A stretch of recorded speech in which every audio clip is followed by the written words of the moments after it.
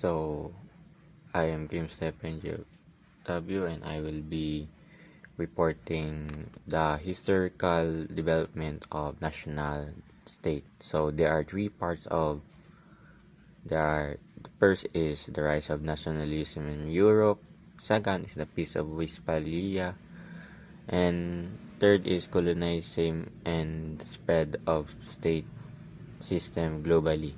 Is the rise of nationalism in Europe. So it began to grow in Europe during the 18th to 19th century, challenging the power sa monarchies and empires. So during sang 18 to 17, ang mga people sa Europe started to develop sa ila strong pride and loyalty to their own nation or culture group. So before this, most people were ruled by kings and queens in large empire. So second is the Enlightenment encouraged ideas of freedom, inequality, and human rights, inspiring people to govern themselves. So the Enlightenment was a movement that spread new ideas about the government and society. So this idea inspired sa mga citizens to demand sa ila democracy, to reform it, and instead nga being ruled sila sa mga monarchy. Third is the nationalism created a sense of unity and collective identity, leading to revolution and the creation of new countries. So the people began nga to see themselves nga as part of one nation with shared culture and language and history. So this sense sa ila unite sa ila to move to fight for their independence. So daghan na mga revolution ang na happen because people wanted to build their nation based sa ila identity and not being ruled by royal mga monarchy.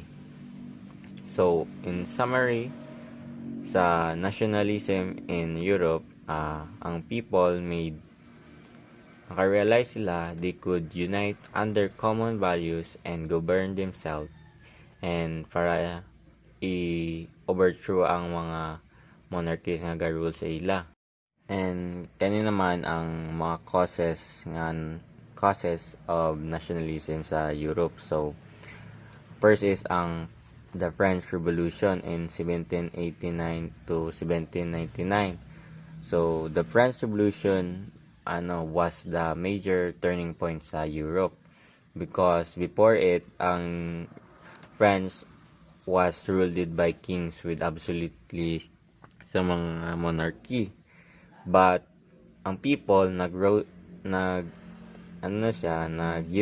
and i-overthrow nila ang mga monarchy. So overthrow the monarchy in France and promote ideas of liberty, inequality, and fraternity. So kaning tulo na ideals becomes symbols ng freedom and unity. Liberty, freedom for apprehension, equality, everyone should have equal rights, and fraternity, brotherhood, and unity among citizens. So these ideas inspired sa mga people in other country to demand man sa ila similar freedom and independence. Showed it that citizens could define their own nation based on shared ideas, not royal power. So before, again, ang nation was kinarule sa mga monarchy, diba? And after sang revolution sini, people started to believe na ang nation belongs to the people, dili sa mga rulers. So what? So ang nation belongs sa tao, not sa mga rulers. So this idea became the foundation sa nationalism, nga belief ang mga tao nag-share sila sang common values and culture, sila yun ang mag-rule sila, dili ang yung mga monarchy or foreign foreign rulers.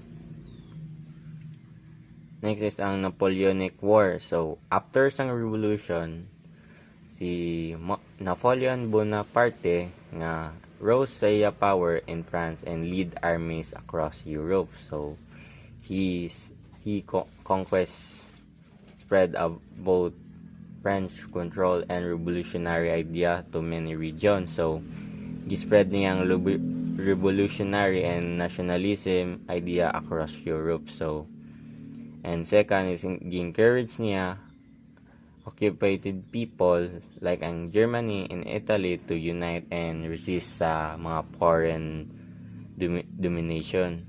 So, many region nga under sa French rule realized nga they wanted their own independence. So, para sa Germany and Italy, ang people nila began to unite against kay and later on worked toward to become sila sang one nation agad. So, this resistance created a stronger sense of nationalism. People wanted to be free from foreign rulers and from inform their own country.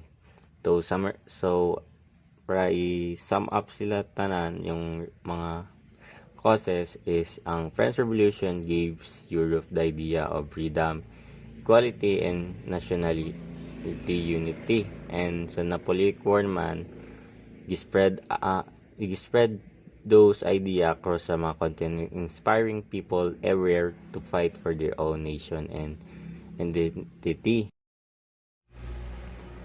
So, ang next is ang effect of nationalism sa Europe. So, unify fragmented territories into modern nation. Just as before, again, ang national part sa mga Europe were divided into small kingdoms, states, or province with different rulers. So, nationalism made people realize they shared the same language, culture, and history. So, they should unite as one. So, para sa ang Italy before 1861, Italy was divided into many small states and ruled by foreign rulers like ang Australia. And ang Germany was made up of dozens of independent states and kingdoms. So,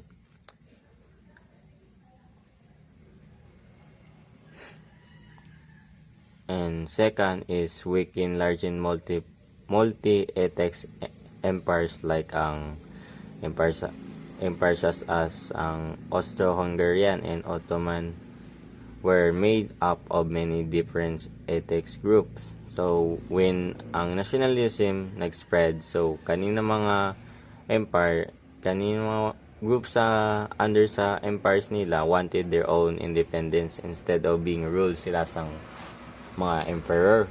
So, ang Austro-Hungarian contains many nationalities, for example, Austria-Hungarian, Czech, Slovak, and many more. Nationalism caused this group to demand self-rule, which weakened and eventually broke apart ang empire after World War I. Same man sa Ottoman Empire controlled parts of Europe, Middle East, and North Africa. Nationalism, ang national movement among the Greek and Bulgaria and other leads to uprising sa ila independence. Third is inspire independence movement in Europe and later and colonies. So, the success ng Europe nga sa ila nationalism inspired other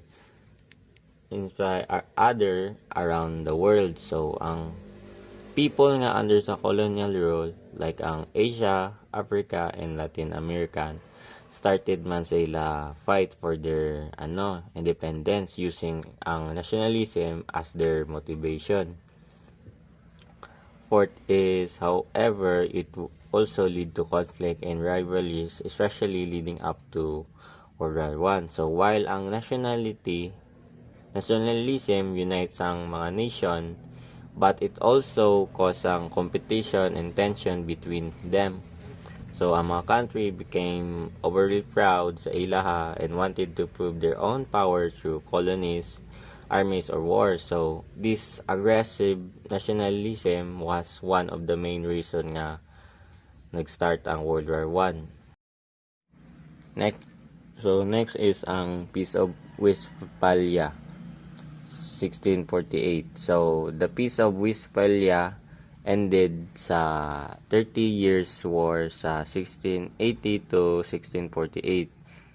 Devastating conflict across Europe caused by sa mga religion and political rivalries. So ang 30 years was one of the Europe deadliest war. Many fought in the Holy Roman Empire, and it began as a religious war between Catholic and mga Protestant.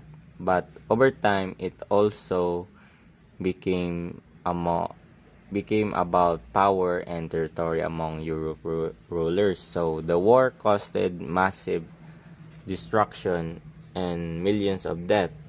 So ang Peace of Westphalia, a group of treaties signed nga in 1648 nga finally ended this long and destructive war.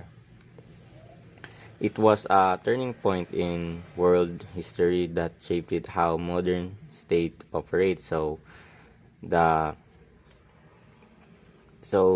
nag-change ang how countries interact with each another. It introduced sa ila ideyang that each country has the right to govern itself without interference sa mga other country.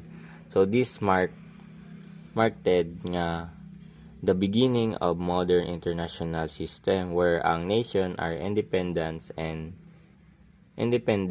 equal in rights.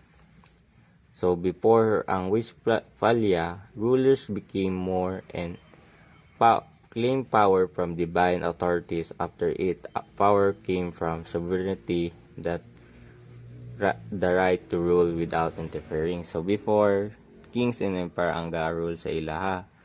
So after sang Westphalia, ang idea started to fade sa mga monarchy and emperor. So now ang rulers gain sila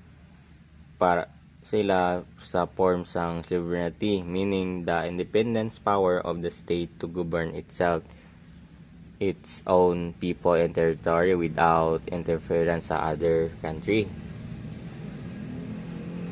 Fourth is the Treaty of Formality recognized more than 300 independent German states and other Europe powers and accepted principle of equal sovereignty. So this was spoken over 300 small states sa mga Holy Roman Empire, gaining each independence to make their own laws and allies. So this means there was no longer one single authority over them. So the treaty also established ideas of equal sovereignty, that all states, big man siya or small, have the same rights to control their own affairs.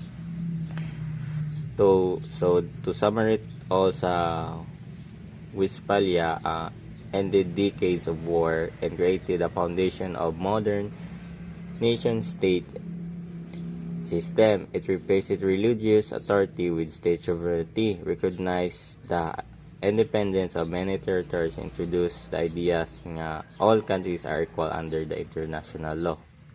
So kaniya mga key principles of Westphalia system. First is ang state sovereignty. Each state has full control over its own territory and people. Legal inequality in all states, big man sila or small, are equal under sa international law. Non-intervention, na no external power may interfere in other state domestic affairs and control over its own territory and people. So, and last is diplomacy and treaties. So conflict should be resolved through negotiation, not just war. So why ang Westphalia matter? So the Westphalia is considered the birth of modern state system. So this means that the Westphalia was the starting point of modern countries are organized today. So, again, before, sini, karul ang mga tao being ruled sa mga monarchy. So, after ang treaty, each was recognized as independent with their own government and territory, just like how ang country works now. Second, it ended the idea that ang kings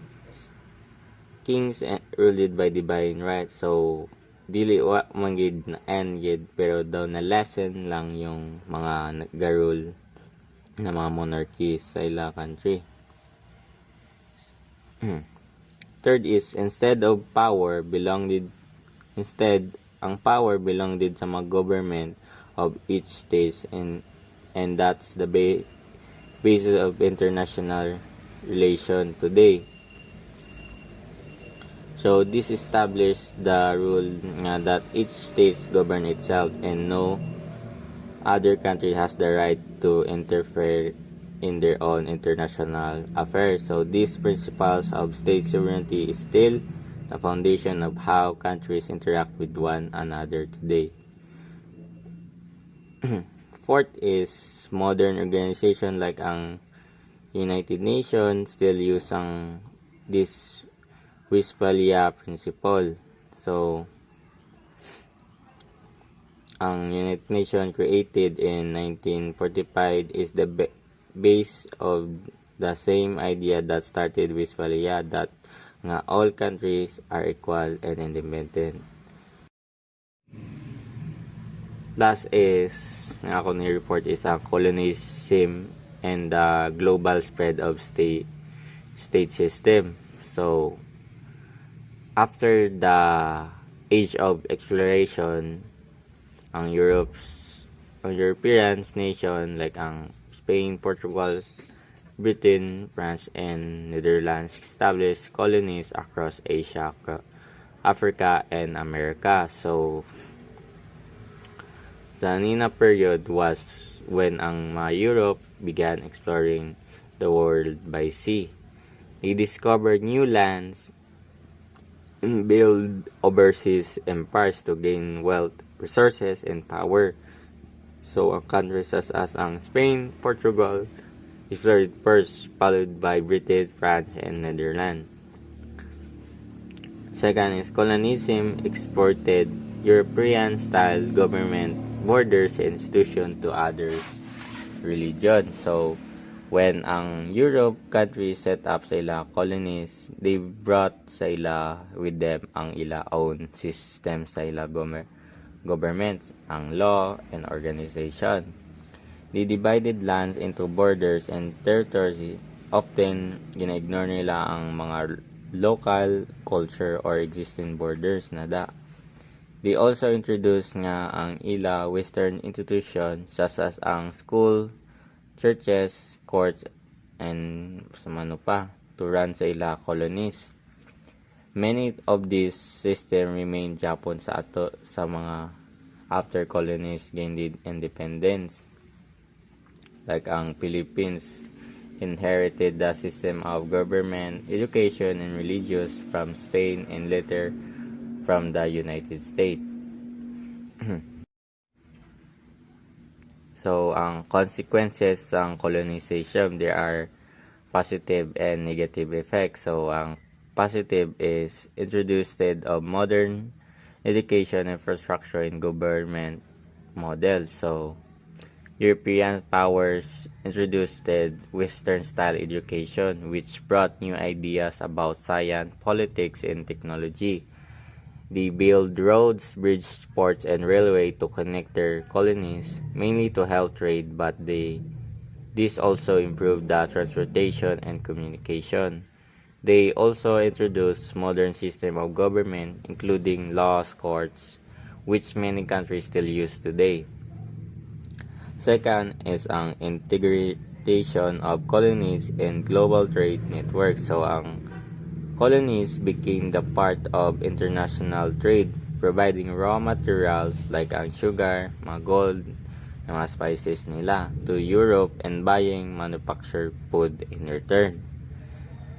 This helped connect the world economies and laid the foundation for globalization. So, kani man ang negative effect. So, exploitation of natural and human resources. So, ang mga colonizer took advantage sa mga colonies nila by extracting their wealth and resources. So, sang gold, spices, and for their own profit ra. So, ang mga local people were often forced to work gina-force sila to work and paid very little or treated unfairly. So, the benefit of development mostly sa mga colonizer, not sa mga local population. Fourth is artificial borders that ignore the ethics and culture division.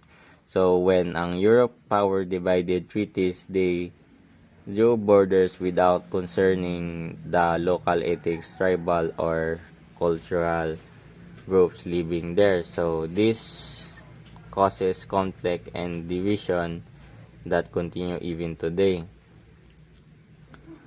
Fifth is resistance and war for independence in 19th and 20th century. So over time, the people and colonies began to resist sa mga foreign control and demand sa ila independence. So nationalism movement grow inspired by ideas of freedom, equality, and self-rule. So many colonies fought long struggles para magain sa ila independence sa mga garul sa ila. Like ang Philippines fought against Spain and later the United States.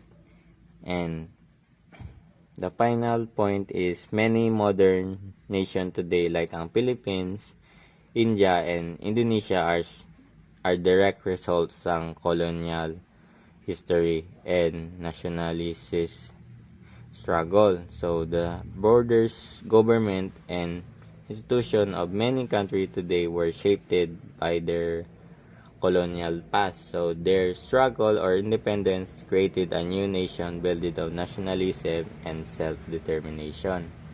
And that's all. Thank you. Good day, sir. My name is Ramash Christie Miro, and I'm gonna be talking about the interstate system. The interstate system is a global order made up of independent sovereign states that recognize each other's authority and interact through diplomacy, trade, alliances, and sometimes conflict. Each state has control over its own territory and government, and no higher authority exists above them. This is known as state sovereignty.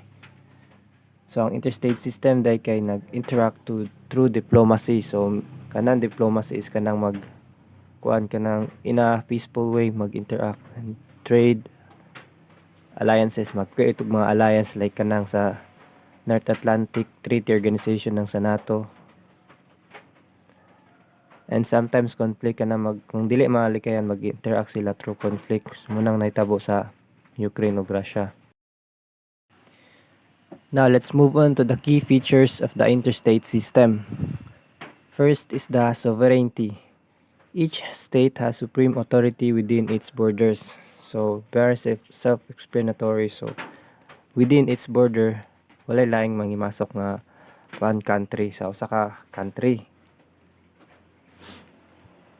Number 2 features of interstate is territoriality. States have defined geographic boundaries. So, territoriality refers to the idea that every state has a clearly defined geographic area where it exercises full legal, political, and military control.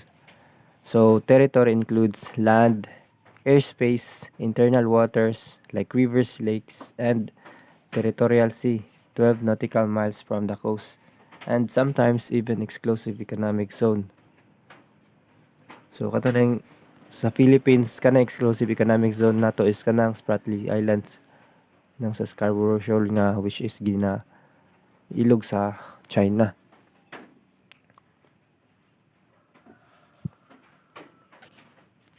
Equality of states. In theory, all states are equal under international law. So, equal under international law. Pero, sa tinuod lang, ginabuli ra ang Pilipinas sa China, ilang giangkon ng kanang sa Spratlys Islands, wala nila gi-recognize tong nadaog ng Pilipinas sa katong sa International Court about anang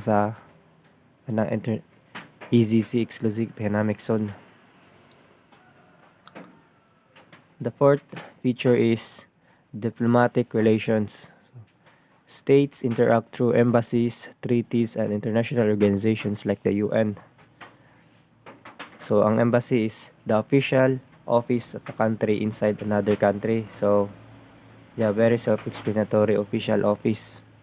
And ang the person who is in charge in an embassy is called ambassador. So, an ambassador is the official representative of one country sent to another to maintain relations and communicate between government.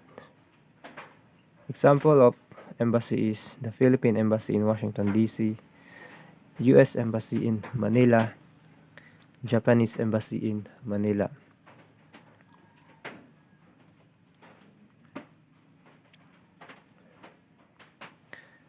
Power dynamics. The system often reflects inequalities with stronger states influencing global politics more. So, muna itong pasabot, sabot kanina nga, dili equal. Like, for example, ang Amerika, ang ilang political, kuha nila kay, whenever na bagong president sa Pilipinas, sinana ganay mag-set din sila og kanang meeting, then makig-meet sa president inana. So, possibly na sila mga ipang discuss ana kabayan mga politically. Now, moving on, let's proceed to nature of the interstate system. The nature of the interstate system refers to its fundamental characteristics and behavior, how sovereign states relate to one another in the absence of any higher global authority. Number one nature of interstate system is that it is an anarchical system. There is no central world government above states. So walay kanang government niya kanang marag labaw sa tanan nga kanang marag dito gani mo convene ang tanan ing nana. Each state is independent and equal in principle, meaning there's no single authority to enforce laws globally. So although na may kanang United Nations, anang international court, may nana like mag-talk about sa mga sa mga gera ng war crimes, pero dili gid na siya ingon nga kuan sa mga country kanang makapang hilabot sa mga country ang ilang kuan na mostly kay kanang sa human rights. Number 2, it is based on state sovereignty. Each state has supreme authority within its own borders. So, very self-explanatory. Other states are expected to respect this sovereignty, no interference in international affairs.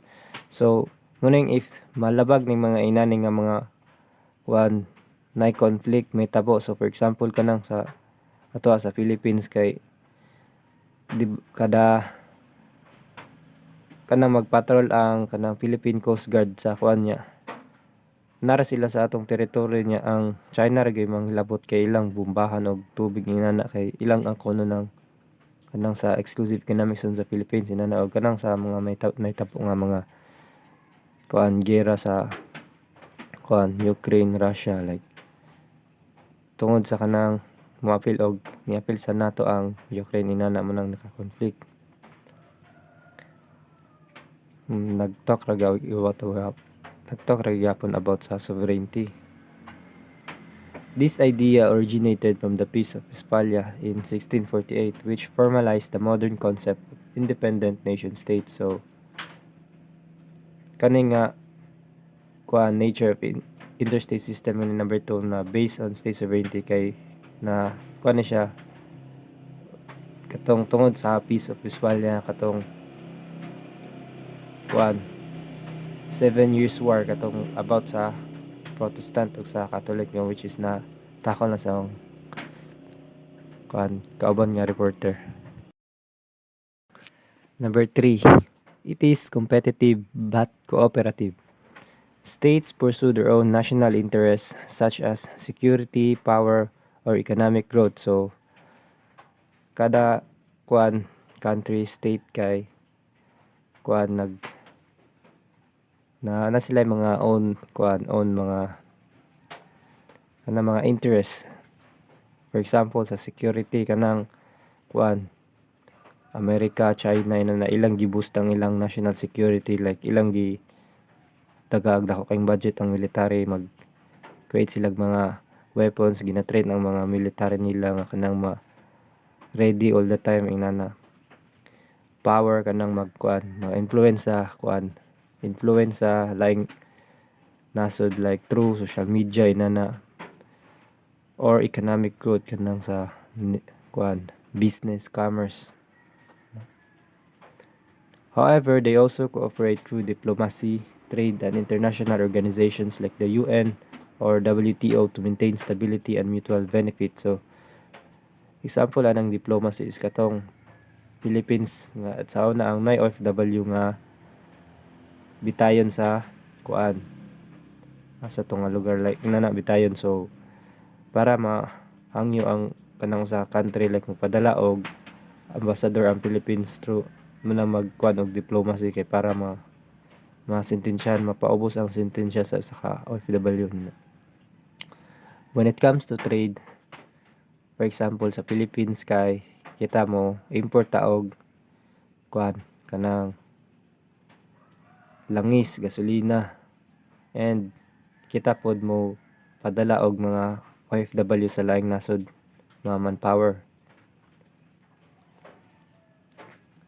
The system balances conflict and cooperation. Wars may occur but so do treaties and alliances. So if nay mga wars may tabo mo nang nay, like di man gid mapugnan nga maggera. Like one good example is kanang Israel versus Hamas or Israel versus Palestine. Then nag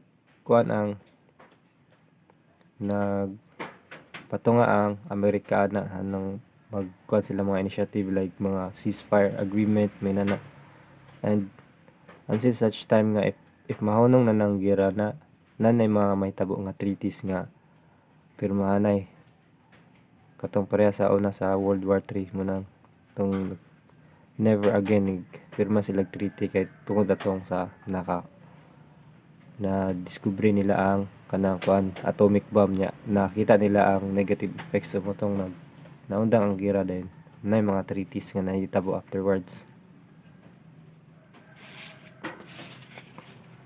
So example of a treaty kay kaning Mutual Defense Treaty sa signed in 1951 sa katunang Philippines, between Philippines and America.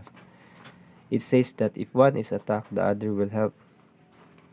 So pero murag dili ni tinuod kay if attack tas China, murag di guro mulaban ng Amerika nato. UNCLOS, United Nations Convention of the Law of the Sea. So katuning katong court nga which is sa Pilipinas nga katong about sa kanang kanang hidwaan sa West Philippine Sea na nadaog mo ta atong kasuha, pero wala ra gyapon to honor sa China. Number 4, nature of the interstate system. It operates through power relations. So not all states are equal in capability, even if they are equal in law. So yeah, equal in law tatanan, but in terms of capability, so behind ra ang Philippines when it compared sa other countries like some Middle East countries and European countries, sa Amerika inana. So stronger states, great powers or superpowers often shape global rules or influence weaker states. So sila mag-vote kay sila may powerful, like kanang Amerika, China inana. Number 5, it evolves with globalization. In modern times, the interstate system faces new challenges from international institutions, global trade, multinational corporations, and transnational issues like climate change or pandemics. So katong pandemic, katong 2020 nga tibuok kalibutan gyud na apektuhan naton ni stop kad ni stop for a while ang kuan na to kanang globalization nato kay nag-lockdown na na. So ang mga countries gani ato kay nagpaunanay og create og vaccine, then until such time nga kuan sila nakahimo nag-vaccine, then slowly ni stabilize na ang kalibutan nato, like gibalik na sa normal. So moto kuan na nang nagtinabanganay ra ang mga countries. So these developments have made the system more interdependent through states. Those states remain the main actors. So if kato laging sa ginaingon na nako nga nagtinabanganay ang mga nasod nga para masolve ang kuan global crisis.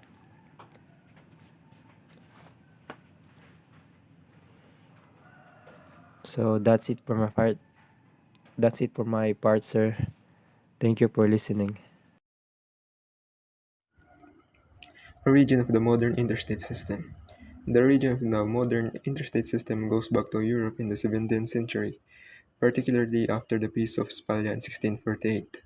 This event ended the 30 Years of War and introduced a new political order based on independent, sovereign states. Before this, power was often shared between kings, empires, and the church. There were no clear national borders or equal states. So the Peace of Westphalia really plays a big role because before this event, the Europe was full of wars. At that time, there were no clear borders, and kings, the church, and the empires were the ones who held power. One of the wars in Europe was the 30 Years of War, which was one of the most destructive conflicts in human history. This war started mainly because of religious conflict between Catholics and Protestants in Europe. Leaders also fought for power and control of land, not just religion. The war began in the Holy Roman Empire, where rulers tried to force their religion on their people. This caused rebellion and fighting. Over time, many European countries joined the war, turning it into a large international conflict in 1648. The war ended in 1648. The war ended through an agreement called the Peace of Westphalia. This peace treaty introduced a new idea that each state has the right to decide its own religion, government, and laws without interference from other states. After Westphalia, countries began to recognize each other as equal and independent, respect sovereignty, where each state controls its own territory and government, use diplomacy and law instead of religious or imperial authority to manage relations. So after the Peace of Westphalia, European countries started to treating each other as equals. They respected each other's independence, and instead of fighting over religion or power, they used diplomacy, which means negotiation and peaceful discussion to solve problems. This new system gradually expanded across the world through colonialism, trade, and globalization, forming the modern international system we know today. The same system where countries like Philippines, the US, Japan, and others coexist as sovereign states. So this idea spread all over the world, mainly through colonization and trade. That's why today our country is recognized as sovereign and independent. Westphalian sovereignty originated from the Peace of Westphalia, which ended the 30 Years of War in Europe, established the principle of state sovereignty. Each state has authority over its own territory and is free from external control. Marked the beginning of the modern nation-state system, introduced the concept of legal equality and states and non-interference in internal affairs. So the Peace of Westphalia also introduced sovereignty, which means that each country cannot interfere with each other and they have full control of their own territory. Westphalian sovereignty introduced the concept of legal equality, which means that all states are considered equal under international law, regardless of their size, wealth, or military power. A small country and a powerful country have the same legal rights, such as the right to independence, sovereignty, and recognition by other states. It also introduced non-interference in internal affairs, which means that no state has the right to interfere in another state's internal matters. These internal matters include a country's government, religion, laws, and domestic policies. Balance of power in Europe. So, after the Peace of Westphalia introduced sovereignty, Europe needed a way to keep countries from fighting again or trying to dominate the others. This is where the balance of power came in, developed after the Peace of Westphalia to maintain stability and prevent domination by any single state. So, the balance of power is basically the idea that no single country should become too powerful. If one state becomes too strong, it can threaten the peace of others. So, European countries work to keep each other in check, relied on alliances and diplomacy to keep power balance among major European nations. So, to maintain this balance, countries formed alliances, which means they team up with each other. They also use diplomacy, which means negotiating, talking, and making agreements instead of going to war. Balanced power in Europe became especially important during the 18th and 19th centuries, such as in the Council of Europe 1815 after the Napoleonic Wars. So, during the Napoleonic Wars, France became extremely powerful under Napoleon. This frightened other countries because one dominant power could control Europe and force its will on others. So it helped preserve peace and shape modern diplomatic practices. So basically, the goal of balance of power in Europe was to make sure no country could rise above the others. Um, Good day. So, my name is Engelbert Jr. Cacaldo. So, I'll be discussing the evolution through major historical periods. So, there's actually four of these, but I'm only going to report two of them, which is the imperial and colonial system and world wars and the League of Nations. So, as global politics evolved, the world moved from imperial and colonial systems to large-scale global conflicts, and finally to efforts at international cooperation. So, from the 15th century to 19th centuries, European empires such as Britain, France, Spain, and Portugal, they built vast empires. This period, also known as the Age of Imperialism, so we saw that these European empires colonized a lot of foreign territories such as in Asia, Africa, and the Americas. For example is Spain. We know that the Philippines was colonized by Spain for 333 years. Another example is Britain ruled India. France controlled parts of Africa like Algeria, and Portugal colonized Brazil. What the European empires did is they established colonies. Only foreign territories they colonize. So a colony is basically a land that is ruled by a foreign country, and those colonies provide raw materials, labor, land, and wealth, and even strategic military advantages. One example is the Philippines. So the Philippines back then was a colony to this Spain. Philippines provide raw material, labor, land, wealth, and even strategic military advantages to Spain. So through this colony, Spain could get much stronger by forcing the Philippines to provide them what they need. However, we know that imperialism or colonization also cause a lot of problems. The foreign countries that are colonized by other European empires lost their independence, experienced economic exploitation, and They were also forced to adapt foreign cultures and political system. For example, the Philippines again. The Philippines back then, Spain, they forced a lot of Filipino people back then convert to Christianity. That is one example of were forced to adapt to foreign cultures. So they also created artificial borders during colonial rule, later led to conflicts because European empires are always at conflict.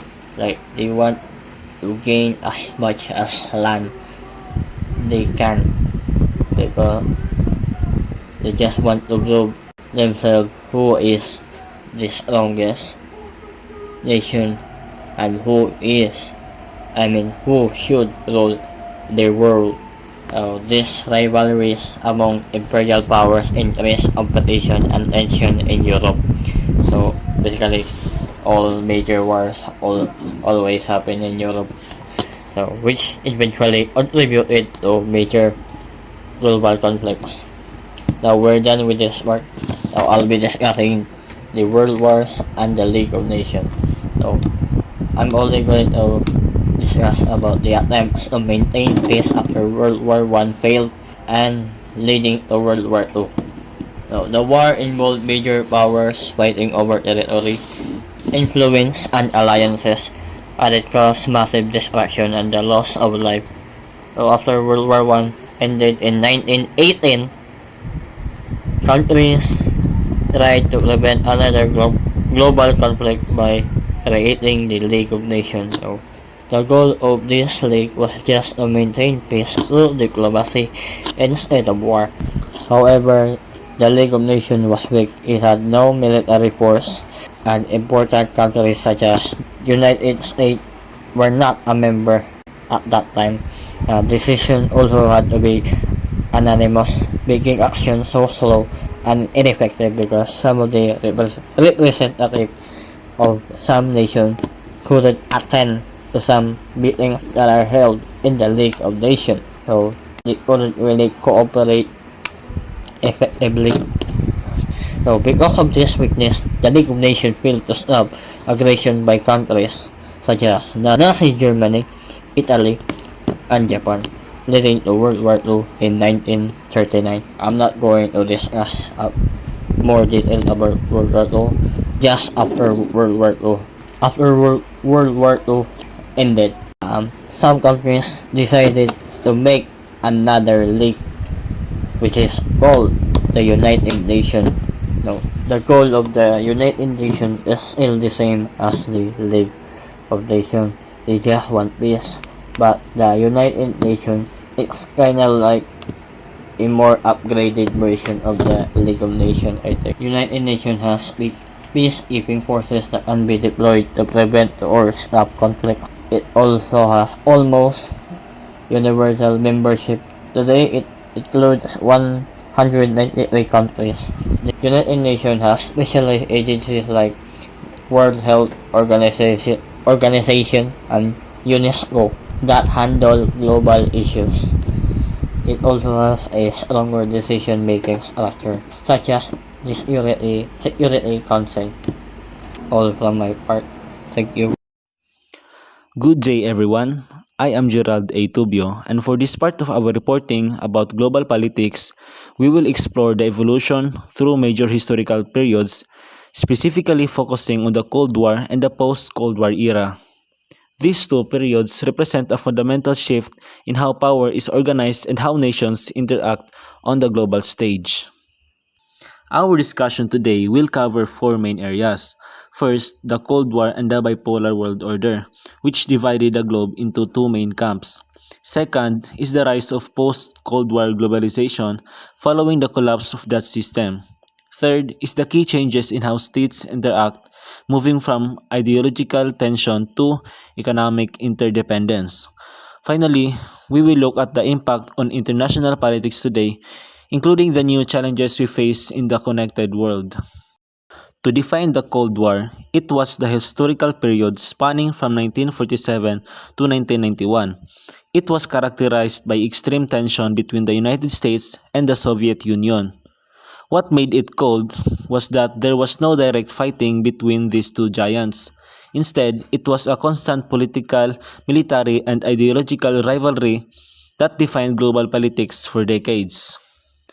On this slide, we see the two primary actors of this era, the USA and the USSR. The map on the left shows the United States and its domestic structure, while the map on the right displays the massive territory of the Soviet Union, comprised of 15 different republics, including Russia, Ukraine, and several Central Asian and Baltic nations. This geographic divide was the physical foundation of the world's division during this time. This rivalry created what we call a bipolar world order. In this system, power was concentrated between two superpowers, the US and the USSR. As a result, the world was divided into two blocks, and every nation's action were viewed through the lens of the competition for global influence. This competition wasn't just political, it fueled a massive nuclear arms race and the famous space race. These two poles formalized their power through military alliances. The US bloc formed NATO, or the North Atlantic Treaty Organization, which consisted of Western democracies. In response, the USSR bloc established the Warsaw Pact, comprised of communist states in Eastern Europe. These alliances meant that a conflict involving one member could potentially trigger a global war. Because the superpowers could not fight each other directly due to nuclear risks, they engaged in proxy wars. These were indirect conflicts supported by the superpowers in third-party countries. Major examples include the Korean War, the Vietnam War, and the Afghan-Soviet War. As the political cartoon suggests, the world became a chessboard where these two powers moved pieces to gain strategic advantages. The era finally came to a close in 1991 with the collapse of the Soviet Union. This event signaled that the bipolar system had ended. With its rival gone, the US became the sole global superpower, leading to a unipolar moment and a total restructuring of the interstate system. The fall of the Soviet Union marked the start of the post-Cold War era, characterized by a new era of globalization. As you can see by the definition provided, globalization is the spread of financial products, goods, technology, and information across national borders. Countries became more interconnected than ever before, driven by the rise of technology and communication and the spread of democracy and open markets. There are 5 key features of globalization we must note. First, economies became more independent, meaning the financial health of one nation affects others. Second, we see faster trade and travel. Third, the explosion of the internet and digital communication changed how we share information. Fourth, there is a massive cultural exchange across the globe. Finally, we saw the growth of multinational companies that operate far beyond their home borders.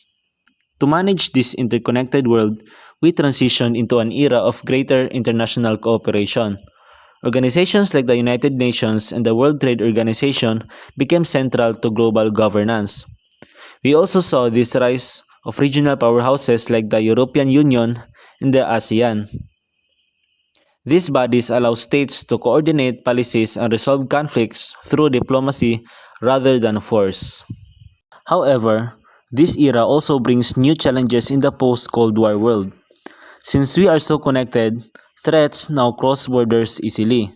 These include the rise of extremist groups and terrorism, global issues like climate change and pandemics, cybersecurity issues that threaten our digital infrastructure.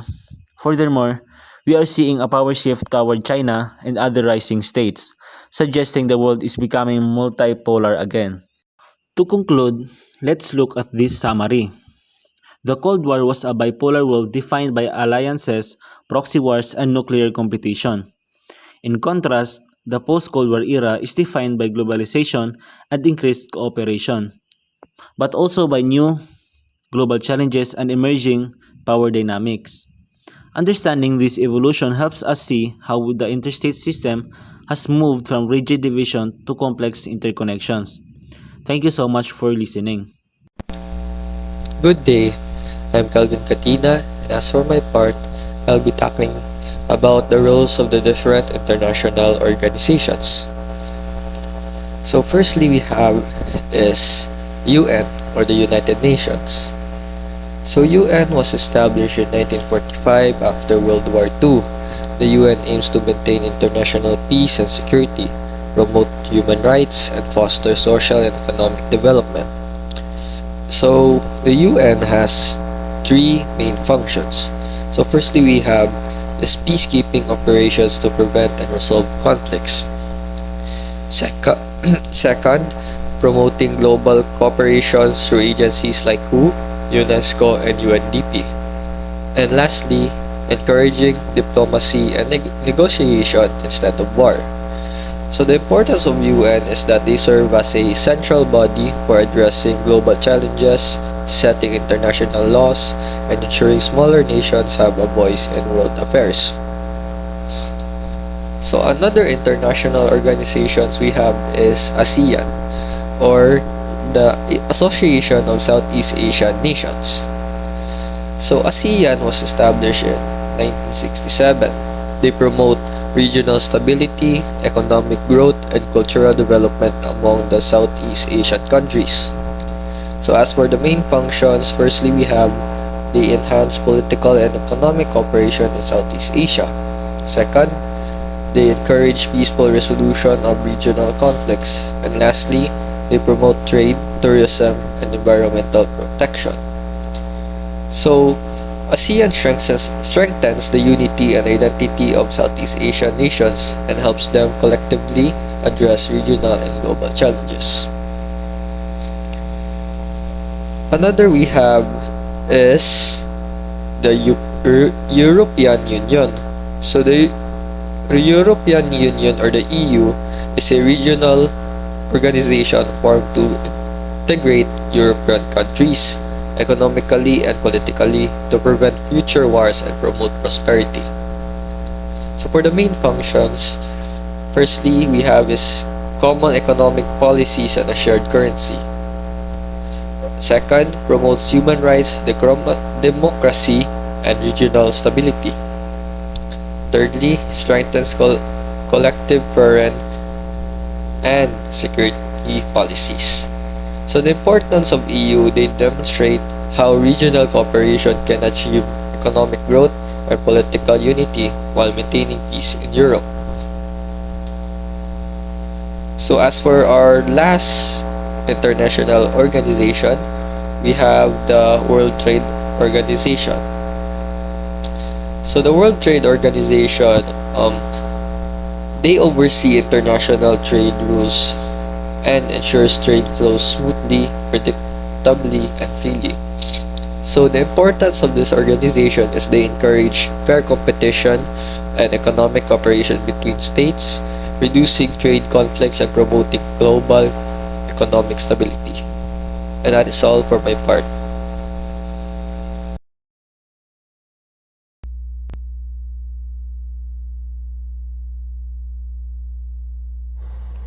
Good day, my name is Lance Ludwig Ventolero, and today I will be reporting about the contemporary issues in the interstate system. So first is globalization and interdependence. Globalization refers to the increasing connection and interaction among countries through trade, technology, communication, and culture. So in simple terms, globalization means that countries are more connected than ever. Products we use, technology we depend on, and even cultural trends often come from different parts of the world. Next is interdependence. Interdependence means that countries rely on each other for resources, goods, services, and even security. So, this shows that no country is completely independent. Okay? Nations depend on others for things like oil, food, technology, and protection, which makes cooperation important. So, the next are conflicts, diplomacy, and power shifts.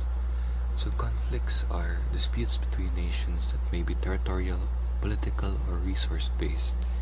These conflicts usually happen when countries disagree over land, political power, or access to valuable resources.